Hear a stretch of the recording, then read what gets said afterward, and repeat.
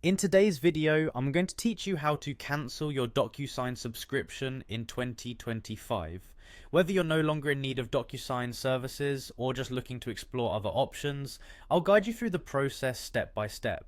Let's dive right in. First things first, open your web browser and head over to the official Docusign website.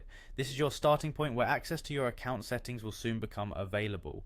Now once you're on the Docusign homepage, look for the login option. It's usually found at the top right corner of the page. Click on it to enter your credentials and log into your account. After successfully logging in, you'll be redirected to the Docusign homepage. Here, a lot of options can initially seem overwhelming, but don't worry, we're going to focus on exactly where you need to go. From the homepage, look for the admin button. It's your portal to managing all administrative aspects of your account, so go ahead and click on admin to proceed. Once you're in the admin section, the next area of interest is plan and billing. This option is crucial as it houses the details of your current subscription plan, including the option to cancel it.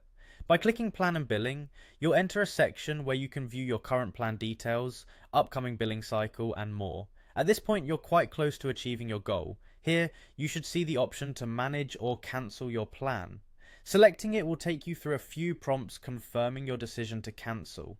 Make sure you read these details carefully. Sometimes companies offer deals or request feedback before you finalize your cancellation. Remember, once you cancel your subscription, any remaining time on your current plan should still be available to use until the next billing cycle. Additionally, it's a good practice to check for any confirmation emails from Docusign to verify that your cancellation has been processed successfully. And that's it, you've learned how to cancel your Docusign subscription.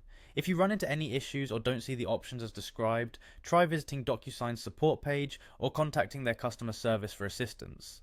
It's also wise to ensure you understand any potential penalties or fees associated with early cancellation, as these can occasionally apply depending on your plan.